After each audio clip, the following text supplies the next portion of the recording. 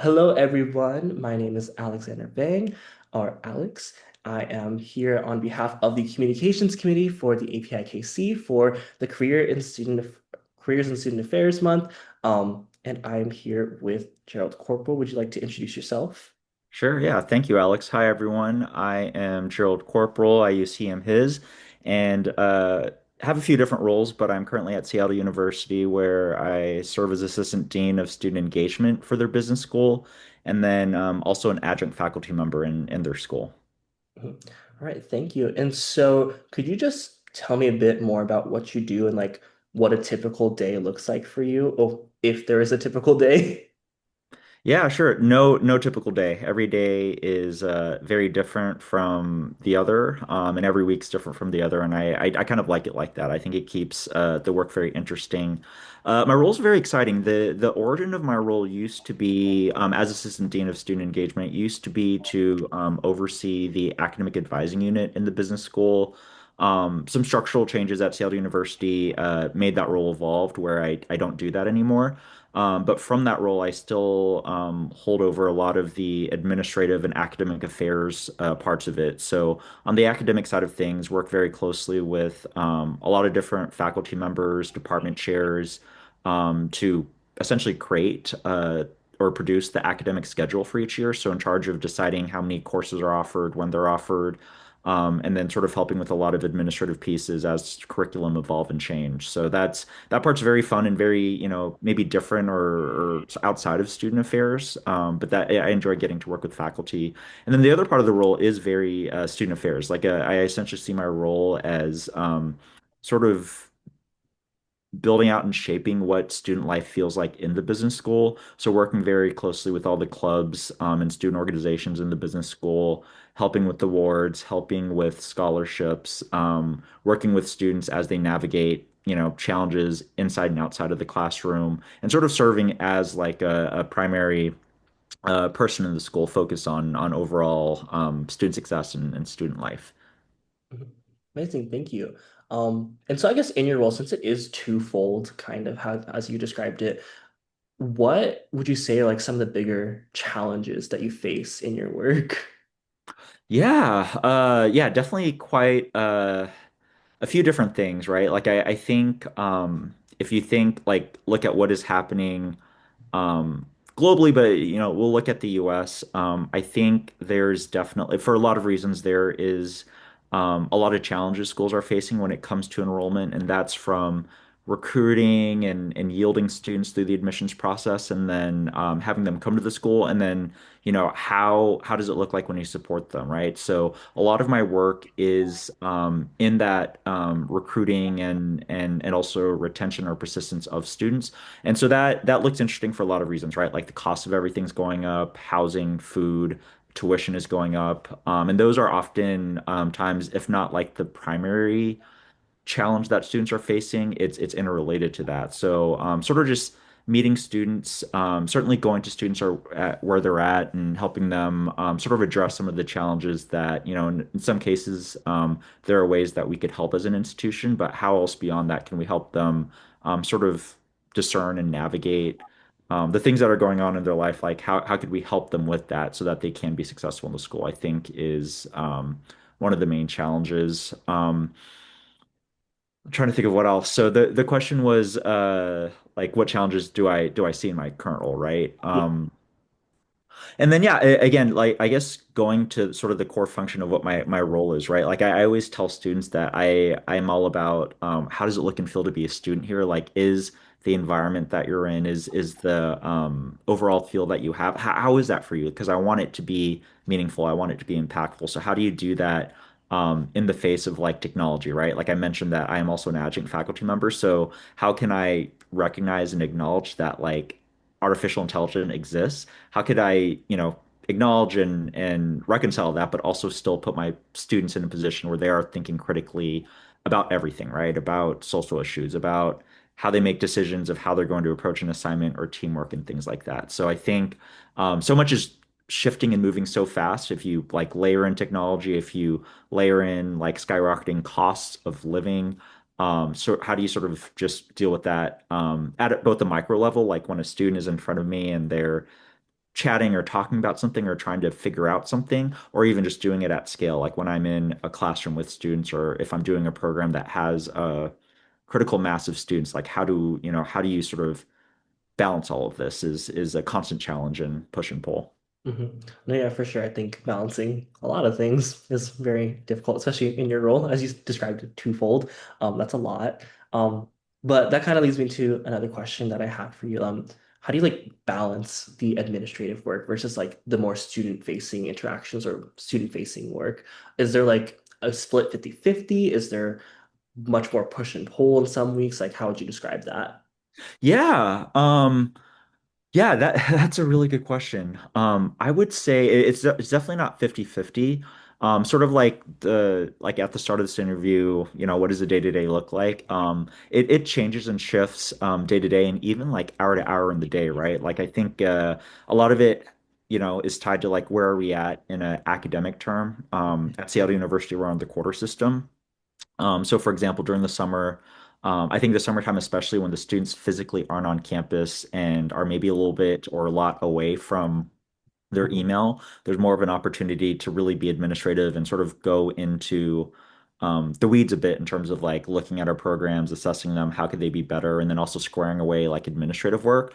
Whereas, like for example, this week is our first week of classes at Seattle University, and so it's very like I absolutely prioritize like student emails, concerns, inquiries coming in because they're here and things move really fast in a quarter system. So definitely to answer your question, the balance is understanding um, and making sound judgment in terms of like what is surfacing, like what needs my attention, what needs my bandwidth, and prioritizing that and discerning like what could sort of like be on the back burner, or maybe I could get to that in a moment, like later today or later this week or even next week.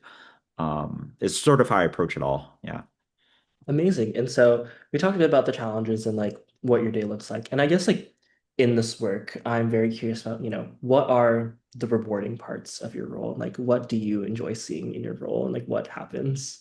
Yeah, students always. Yeah, like my as I've made it through my career, or as I've gone through my career, I definitely my roles that I've taken on and even roles that I've had have evolved as I've had them. Um, the student piece I think is always what's most rewarding, right? I think that's why most of us go into the work of student affairs and working in higher education administration. I think at some point in our life, there was an aha moment where we said, wow, I really enjoyed that piece of this career. So I'd say definitely students. And I think that's been very profound like this week and last week as students have been moving back into campus or making their way to campus for the first time in their life. Mhm. And, when it comes to these interactions, these programs, these classes, and just sort of hearing the excitement, I think that's very rewarding. And then on the flip side, when they finish a term or when they finish their college journey, um, I don't know if it's almost cliche, but yeah, there is something about the commencement part of the student life cycle that's just very rewarding to see your student figuratively and literally walk across the stage and sort of just celebrating with them, I think are the most rewarding aspects.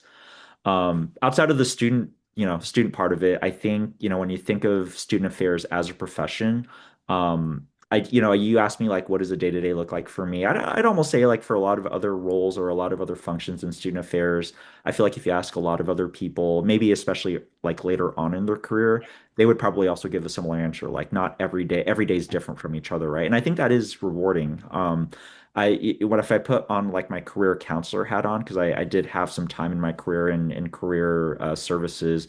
I think the skill set and competencies you get from being in this profession, you get a lot out of it, right? Like we have friends, colleagues, whomever leave the profession, either permanently or just for a period of time, and it's really cool. When does happen, I get a little sad, like, oh, they're leaving the profession. But when I do see them leave higher education and be in other spaces professionally, it's really cool seeing. It's also very validating seeing the skill set that they got from higher ed or in student affairs, like how that translates in other areas, like other lines of work. Like that's something that I've been in higher ed my entire time, but it's also just very affirming seeing like what we get and what we accrue in terms of skills and knowledge from it.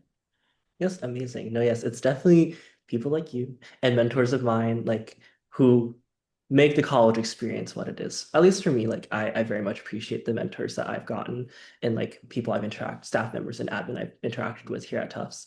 And also not Tufts in APIKC at NASPA, you all are amazing people and you are very like reaffirming, very validating.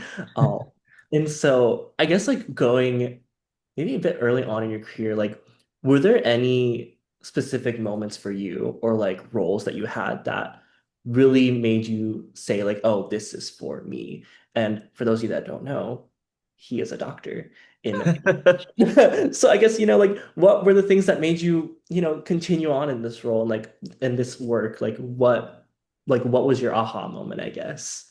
Yeah, yeah, I've had well, I guess I will backtrack myself and say that my own specific journey in student affairs and higher ed is probably very it's not like people think student affairs, maybe a lot of folks maybe start out in residential life or residential education, and then from there, lateral or pivot to different areas. That wasn't me at all. And even without being in residential education, I think other functional areas are like campus activities or something within like an actual student affairs unit. My journey's been very different in that I've always been like so my grounding in education is in student affairs. Like that was my master's degree, but I never actually worked in a student affairs division or unit. Like I've always been in an academic unit, but doing student-centered work and then centering student affair like my student affairs knowledge in that. So I mentioned that just because my like I've had I think very distinct and very different experiences than you would get from being like in a like actual student affairs division. Aha moments, I've had several, like maybe within each role, and each role has been different. My first role out of graduate school was in academic advising, and I'd say like the two aha moments there are it's not necessarily a specific moment, but like in academic advising, like a lot of what your day-to-day looks like is being in advising appointments, and every 30-minute block or every 45-minute block is so different from the other just because every student is their own person. Mhm, And so aha moments for me in that were when like a lot of it is helping them sort of navigate and plan out their academic journey. But their academic journey isn't in a silo. Every other aspect of their life sort of trickles in and surfaces in different ways in their academic journey. So I think helping them make a realization and or like giving something that's very tangible that's even outside of their academic planning, that those moments have been very rewarding for me where it's like, wow, this is really cool. I'm learning so much from this role about life, or rather about the student, about the profession, and then also about life, like just the opportunity to have someone different sit across the like table from me and have a conversation, I think has been I found that very fulfilling. And then being in, like I said, a lot of my career has been in the academic space or academic unit space, working with faculty, and then in my time working in career counseling, working with people who are completely outside of higher education, I think has also been perspective giving for higher education. Or for rather student affairs. So I think that's been the other aha moment is, do I want to do something else within higher education and or do I want to leave higher education? I think a lot of my aha moments have actually been in roles like career counseling when I've worked with, organizations, corporations, companies, businesses outside of higher ed. That's been an aha moment where it's like, I really like this change up of working with people outside of it, but seeing the work that they do, interacting with them is refreshing, but it also somehow gives me perspective about the work that we do in higher education. So that's been an aha moment there. Um, and then more recently, I mentioned the adjunct role, so that isn't necessarily student affairs. Like I'm teaching classes in the business school that are focused on just setting yourself up for success. So again, I think being in an adjunct faculty role is I think the aha moment is just the perspective giving. Like it gives me an appreciation of what we do in student affairs. But also like I tell students like, hey, this is what I do for a living, like my 9 to 5, so to speak. Like I tell my students that because I say like I bring that knowledge into my role as a teacher in this class. Like when I speak, when I have slides up, when I have like a specific assignment, I'm very intentional about it because a lot of my career has been in what college life is like for you all outside of this classroom. So I'm bringing it into the classroom as a teacher. So mhm. that's a very long-winded answer, but I think I guess if I were to simplify it, It's the aha moments have just been seeing and engaging and interacting with things that are not student affairs specific or in the student affairs division, but it's given me perspective and appreciation for what we do. Mhm. No, yeah, for sure. I think that in my time exploring the field and like getting insight from folks, I've definitely been trying to figure out ways how to bring the student affairs lens into the work that I do. And so I can sort of relate, not really, but I understand you. Um, Amazing. So I want to shift gears just a little bit, and kind of probe you about mentorship and whatnot. And it was like a bit of a thread that's been like talked about a little bit. And so I guess, did you have any mentors at all? I'm assuming you did, who kind of impacted how like you saw yourself in this field, or vice versa. Have you had any mentees who was like, oh wow, like this is why I do what I do? Yeah, the answer is yes, and both. And I'll try to give some examples on both sides of the coin. Definitely a lot of mentors. Heading into and eventually finding that student affairs is what I wanted to do. And then as I um, started out in my career, several mentors along the way. So I just, in terms of my journey, like I arrived to like my undergraduate experience as a first generation college student, or rather maybe a 1.5 first gen student. So my parents didn't go to a US college. My dad had some vocational school. My mom had some community college, but they didn't get a degree. And so I would say, I was classified as first gen at my undergrad institution. I would identify as such. And I say that because I didn't know. I thought I knew what I wanted to do in undergrad, which was like media and entertainment, and that fell through. The passion wasn't there after a few terms in college.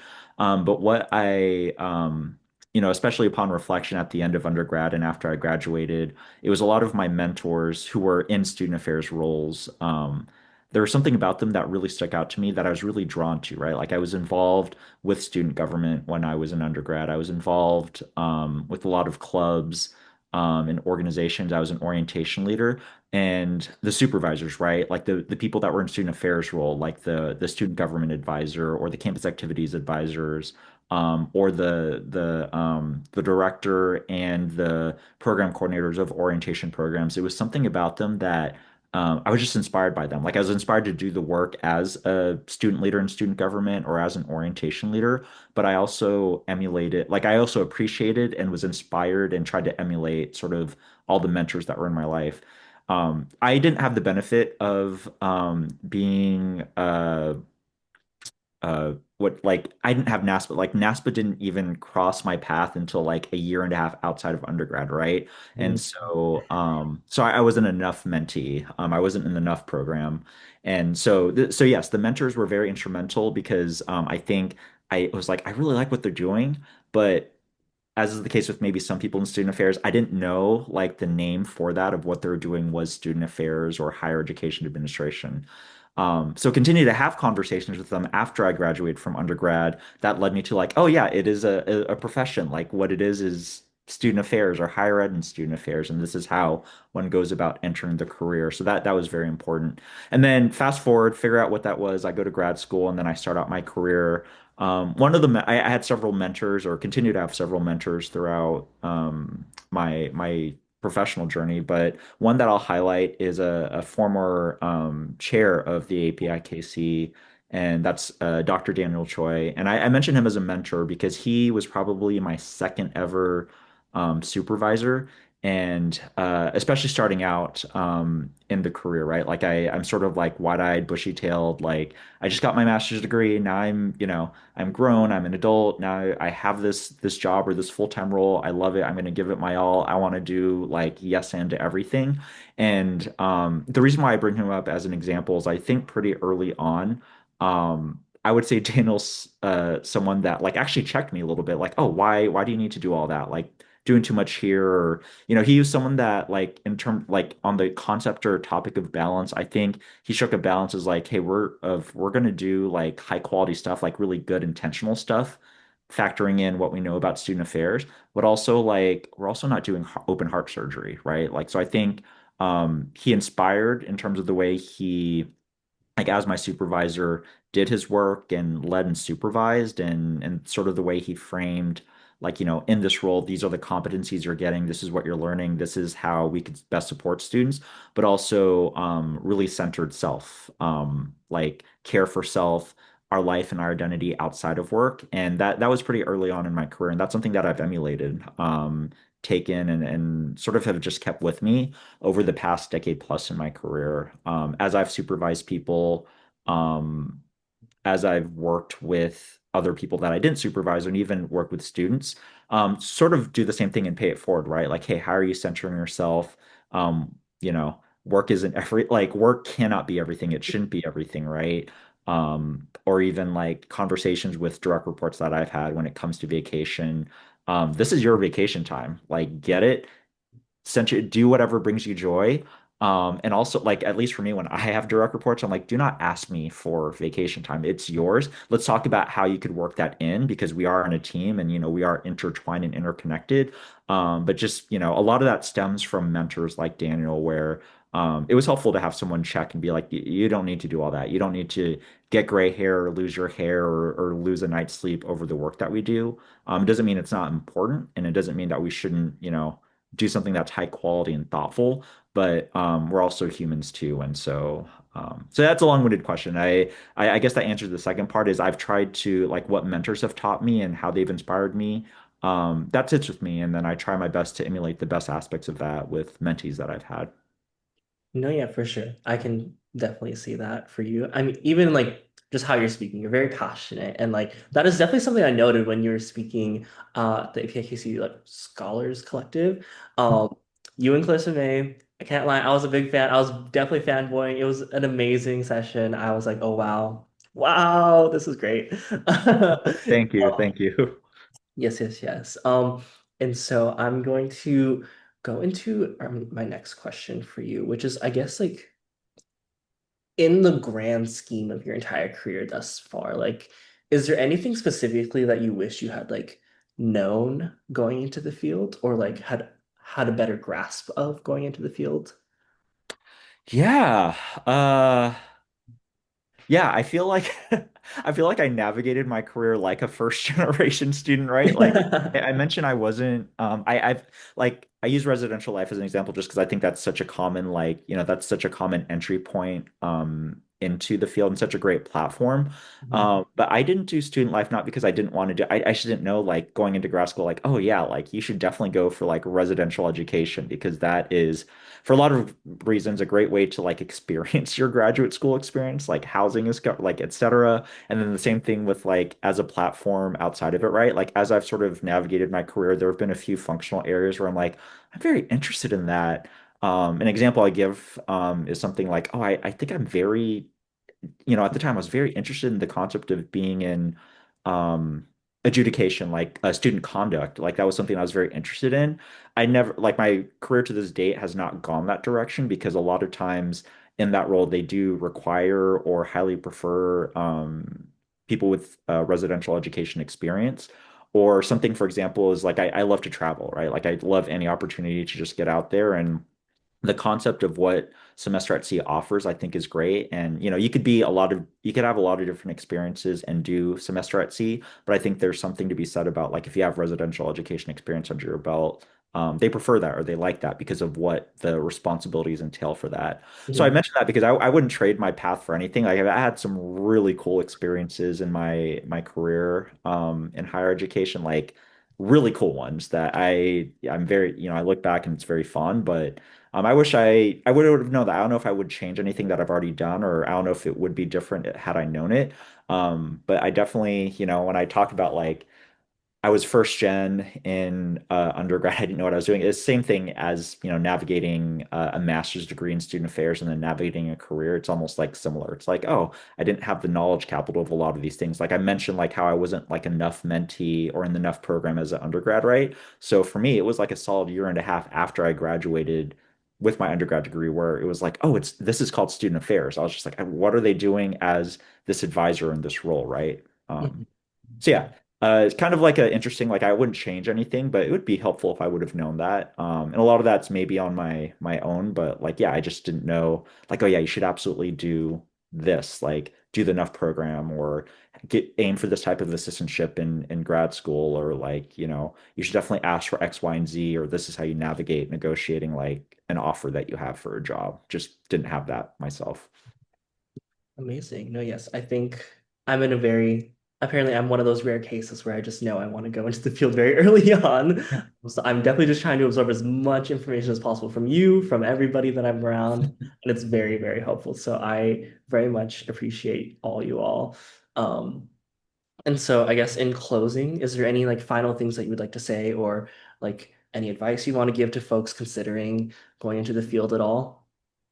Yeah, wow, that's a good question. I think that's the toughest question that I've gotten. I really enjoy this career. When I wrote my personal statement for my doctoral program, and even as I was doing my dissertation, a lot of it, I don't know where the future is going to take me. Like I've my full-time professional career has been in higher education administration and really centered student affairs as my knowledge. And there have been moments where I'm like, oh, should I try something else? Would I want to try something else?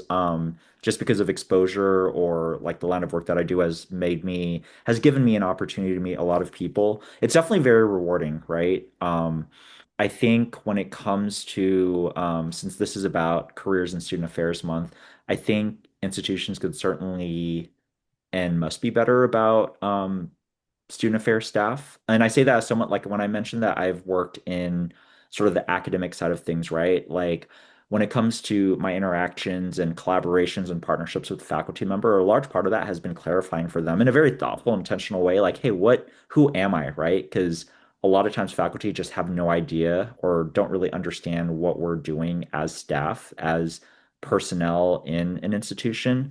So I mentioned that just because there's certainly a lot of headwinds, and it only gets further complicated when higher ed, so to speak, is frankly under attack, and there's a very volatile environment right now.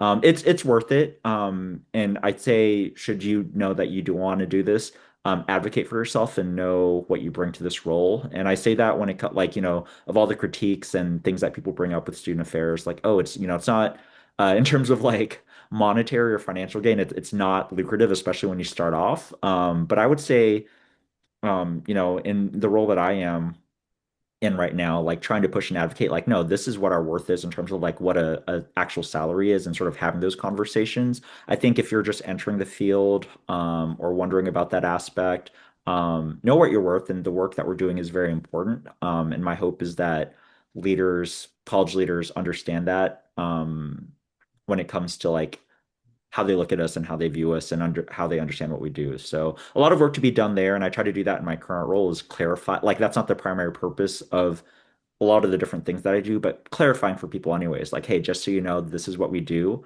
Is sort of like my approach to it. Like I almost try to do PR for what we do in student services, student affairs, because I think when you do that, everything from like how we're able to do our role to like how we're compensated, how we're viewed by institutions, changes too. Like I always want people to know, like, oh, by the way, I'm doing da da da da da da da, right? Like I'm not just like things just sprout out of the ground just because. It's like, no, actually there are people behind what all this happens, like, and that's student affairs or student services people. So recognize that, pay us, appreciate us, understand what we do. And so I've tried to be unapologetic about that. So I guess that I'm not sure if that's necessarily advice for other people, but know that that's something that, just acknowledging that that exists, right? Like sort of this, not necessarily chasm, but this sometimes disconnect between faculty and staff or student affairs staff in the larger institution. So, um, I guess the parting advice is it's a very rewarding career. And also there's so much parts to an institute that'll actually be a takeaway that I have for someone, or a tip is know that there's so many different functions beyond what is readily in front of you, because that has been my career. Like I've been in higher education centering student affairs work, but I've actually not been in student affairs this entire time. So know that there's so many different parts of a college or university if you want to go into higher education. Mhm. Amazing. Yes, I have definitely also been trying to spread the gospel of student affairs work to all of my peers around me, being like, oh, that's what I want to go into. Yeah. I know, right? It's crazy. These things exist, right? So that is very nice to hear. But that is all I have time for today. Again, thank you so much, Gerald, for coming and hopping on with me. You're welcome. Thank you. This was great chatting with you. Yes, yes, yes.